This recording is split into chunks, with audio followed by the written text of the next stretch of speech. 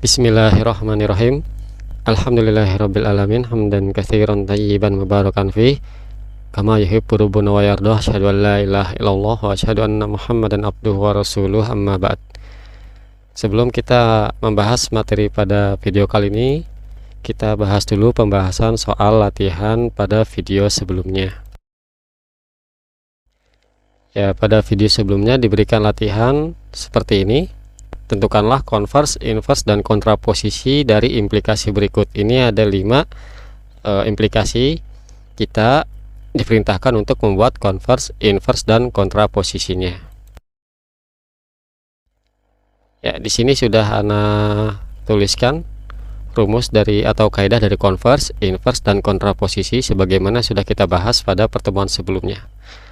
Thayyib, nomor 1. Jika gaji pegawai naik, maka harga barang naik. Nah, di implikasi ini maka yang menjadi P adalah pernyataan yang pertama ini ya. Gaji pegawai naik, ini P-nya.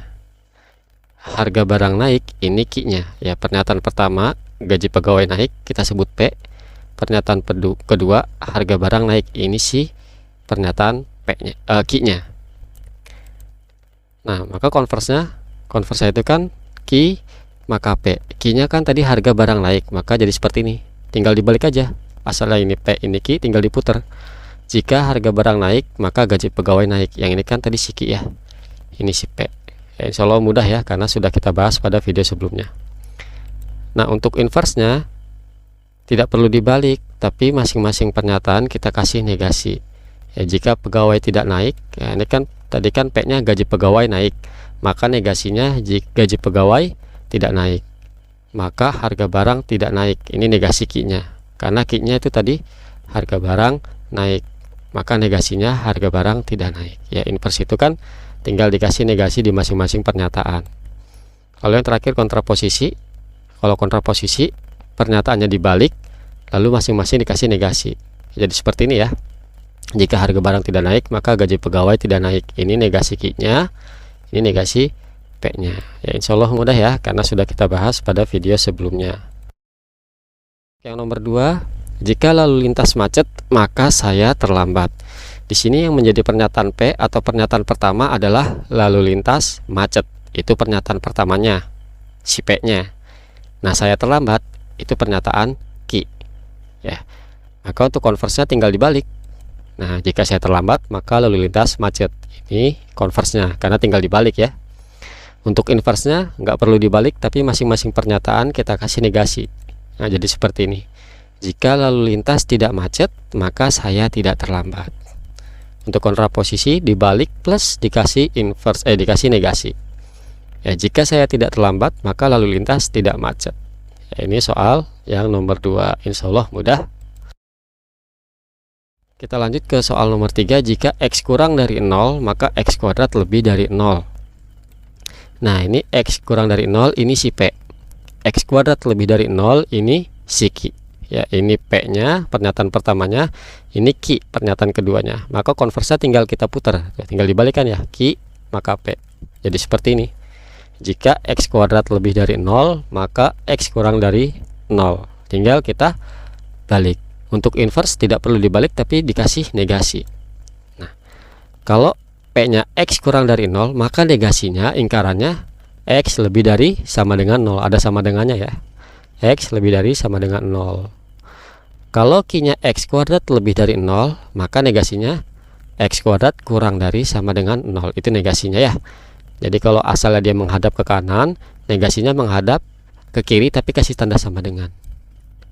Ya gitu ya. Begitu juga kalau asalnya dia menghadap ke kiri, maka negasinya menghadap ke kanan tapi ada tanda sama dengannya juga. Ya, ini untuk inversnya. Nah, kalau kontraposisinya tinggal dibalik nih, inversnya dibalik. Ya.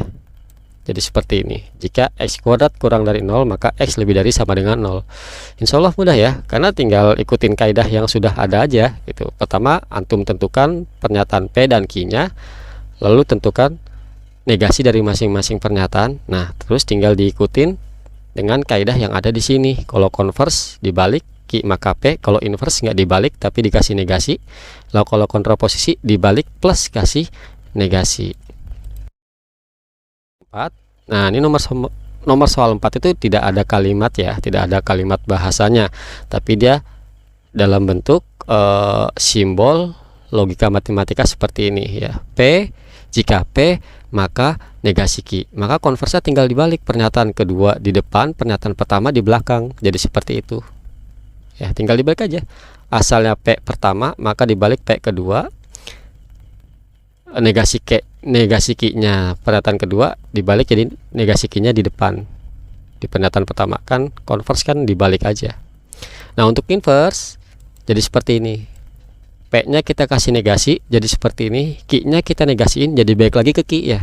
Q negasi Q dinegasiin lagi ya, balik lagi ke Q ya enggak.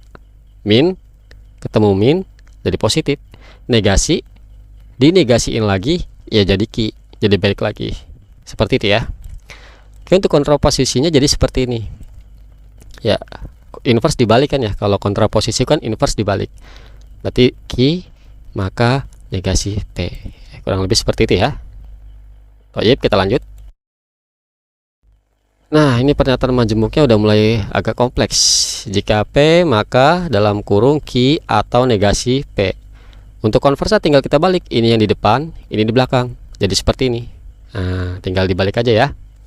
Lalu untuk inversenya ini masing-masing kita kasih negasi, ini kita kasih negasi, ini kita kasih negasi, jadi seperti ini tuh. Ini dikasih negasi jadi negasi P, ini kita negasiin jadi seperti ini. Ingat negasinya keseluruhannya ya, maka negasinya di luar sini nih, di luar kurung. Nah ingat waktu kita belajar negasi dari pernyataan majemuk, ini kan juga bisa kita rubah ya, negasinya masuk ke masing-masing pernyataan dan operatornya, jadi seperti ini ya. Nah tanda sama dengan garis 3 ini namanya ekuivalen, ekuivalen atau sama ya, ekuivalen atau senilai. Jadi negasi P nya tetap. Nah ini kalau kita jabarin, ingat waktu kita belajar negasi pernyataan majemuk, jadinya apa? Negasi Q ataunya menjadi dan, negasi P dinegasiin lagi jadi P ya, seperti itu ya. Jadi pernyataan ini itu senilai dengan pernyataan ini, ekuivalen. Antum boleh jawab sampai sini aja, boleh jawab juga seperti ini. Nanti kalau di pilihan ganda, kalau jawaban ini enggak ada, maka yang ini antum harus jabarkan dulu, dilihat lagi ya materi negasi pernyataan majemuknya, nanti jadinya seperti ini. Oke, untuk kontraposisi tinggal dibalik kan, ini di depan, ini di belakang. Kontraposisi itu kebalikan dari inverse, jadi seperti itu ya. Nah, atau jadi ini dibalik jadi kayak gini, di depan, ini jadi di belakang. Nah, ekuivalen dengan seperti ini ya, negasinya dimasukin satu-satu jadi seperti ini. Oke, toyib, itu pembahasan dari soal latihan pada video sebelumnya, semoga dapat antum pahami. Toyib, sekarang kita masuk ke pembahasan materi kali ini. Kita akan membahas tentang tautologi dan kontradiksi. Apa itu tautologi dan kontradiksi? Nah, tautologi adalah pernyataan majemuk yang selalu bernilai benar. Sedangkan kontradiksi adalah pernyataan majemuk yang selalu bernilai salah. Contoh, apakah pernyataan berikut merupakan tautologi atau kontradiksi? Di sini ada dua pernyataan majemuk. Kita ingin melihat apakah pernyataan ini tautologi atau kontradiksi. Nah, bagaimana cara menentukannya? Kita buat tabel kebenarannya. Ingat, kita sudah pernah belajar membuat tabel kebenaran. Nanti di hasil akhirnya itu nilainya apa? Apakah nilainya semua benar ataukah nilainya semua salah? Kalau nilainya semua benar, maka namanya tautologi. Kalau semua nilainya salah, maka kontradiksi. Oke, untuk lebih paham kita langsung saja kerjakan. Nah, untuk nomor 1 ada pernyataan seperti ini. Jika P maka Q dan P, lalu diimplikasikan lagi dengan P. Ya, ini pernyataan nomor 1 ya. P maka Q, ini dikonjungsikan dengan P, lalu diimplikasikan lagi dengan P ya. Kita buat tabel kebenarannya seperti ini. Nah, ingat langkah untuk membuat tabel kebenaran, pertama kan kita buat dulu pernyataan P dan Q-nya, nilai kebenaran dari pernyataan P dan Q-nya. Itu ada kaidahnya ya. Jadi kalau untuk P selalu benar-benar salah-salah ya. Selalu seperti ini ya, pernah kita bahas. Untuk Q-nya selalu benar salah, selalu seperti ini komposisi dan urutannya. Nah, lalu kita membuat yang dalam kurung. Nah, ini kurungnya nih dalam kurung ada kurung lagi, maka kita buat kurung yang dalam dulu. Nah seperti ini, kita buat kolom kurung yang di dalam, lalu kurung yang di dalam ini dikonjungsikan dengan P. Nah jadi seperti ini kurung yang di luar nih, kurung yang di luar. Nah, lalu kurung yang di luar ini diimplikasikan dengan P, jadi seperti ini lah. Ini kan soalnya, ya enggak? Ini soalnya. Jadi awalnya kita buat dulu pernyataan P dan Q, nilai kebenarannya seperti ini. Lalu buat kolom yang kolom kurung yang paling dalam. Lalu lalu kurung ini dikonjungsikan dengan P, buat kolomnya lagi. Lalu terakhir ini semua diimplikasikan dengan P. Jadi seperti ini. Ini soalnya kan jadinya ya. Oke, kita mulai. Jika P maka Q. Ingat waktu belajar implikasi bernilai salah kalau pertama benar, kedua salah. Itu kan ya. Yang lainnya pasti benar. Nah, itu benar-benar hasilnya benar, benar salah hasilnya salah, salah benar hasilnya benar, salah hasilnya benar. Ya, implikasi kan seperti itu. Dia bernilai salah kalau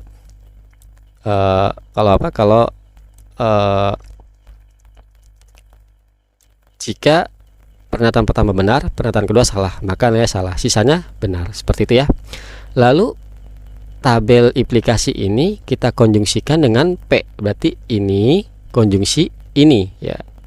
Ini konjungsi dengan ini. Kolom ketiga dikonjungsikan dengan kolom pertama. Ya, kalau konjungsikan artinya dan ya. Benar dan benar hasilnya benar. Salah dan benar hasilnya salah. Benar dan salah hasilnya salah. Ya. Lalu benar dan salah hasilnya juga salah. Nah ini kolom ini hasilnya benar, salah.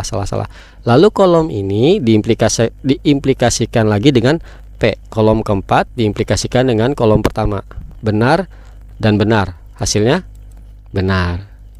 Salah dan benar hasilnya jika salah maka benar hasilnya benar, ya enggak? Ini kan implikasi ya. Ini kan implikasi. Implikasi benar, jika benar maka benar hasilnya benar. Jika salah maka benar hasilnya benar juga, ya enggak? Yang ketiga, jika salah maka salah hasilnya benar juga. Jika salah maka salah hasilnya benar juga. Ingat waktu implikasi itu kan dia bernilai salah kalau pernyataannya benar, keduanya salah. Ya, di sini kan benar-benar, salah-benar, salah-salah, salah-salah, nggak ada benar salah kan, maka ini hasilnya benar semua. Karena pernyataan ini nilainya selalu benar, tuh benar semua, maka ini disebut tautologi ya. Jadi soal nomor 1 ini merupakan tautologi. Kenapa? Karena nilai kebenarannya selalu benar. Oke, untuk yang nomor 2 kita lihat negasi P atau Q lalu dikonjungsikan dengan P. Kita buat tabelnya seperti ini ya. Langkahnya sama, kita buat dulu pernyataan dari nilai kebenaran dari pernyataan P dan Q. Lalu kita buat kolom P atau Q. Ingat, kita buat kurung dulu nih. Kita buat kolom pernyataan yang dikurung ini ya. Lalu kolom dikurung ini kita negasikan jadi seperti ini. Lalu negasi yang dikurung ini dikonjungsikan dengan P. Jadi soalnya seperti ini nih. Jadi soal akhirnya. Jadi dia cuma butuh 3 kolom. Oke, kita buat P atau Q. P atau Q benar atau benar hasilnya benar, benar atau salah hasilnya benar, salah atau benar hasilnya benar, salah atau salah hasilnya salah. Lihat lagi tabel kebenaran disjungsinya ya. Lalu ini kolom kedua kita negasikan. Ini kita negasikan. Benar negasinya apa? Salah. Benar negasinya salah, benar negasinya salah, salah negasinya benar. Ingat negasi berarti kebalikannya ya. Kalau nilai benar maka hasilnya salah, kalau nilai salah jadinya benar, itu negasi. Negasi kan kebalikannya. Lalu yang terakhir ini ya dikonjungsikan dengan P. Ini dan ini salah dan benar hasilnya salah. Salah dan benar hasilnya salah. Salah dan salah hasilnya salah. Benar dan salah hasilnya salah. Ya, dilihat lagi ya tabel kebenaran dari 4 kali kata penghubung itu ya, konjungsi, disjungsi, implikasi, biimplikasi. Dilihat lagi ya kaidahnya. Kalau dan itu ya, kalau konjungsi ini kan dia bernilai benar kalau dua-duanya benar, sedangkan di sini salah benar, salah benar, salah salah, benar salah. Makanya salah semua.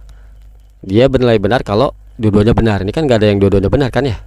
Nah, maka karena hasil akhirnya salah semua, berarti pernyataan ini kan selalu bernilai salah, maka dia merupakan kontradiksi. Ya, pembahasan materi kali ini sebenarnya hanya mengulang materi membuat tabel kebenaran. Jadi kalau antum sudah paham tentang membuat tabel kebenaran, insya Allah ini juga paham, gampang. Ya karena apa? Tambahannya cuman ini aja. Apabila dia bernilai selalu benar, maka tautologi. Kalau dia bernilai selalu salah, maka dia kontradiksi. Ya cuman tambahan itu aja. Karena cara membuat tabel kebenaran sudah kita bahas pada video sebelumnya. Antum bisa murojaah lagi, bisa dilihat lagi.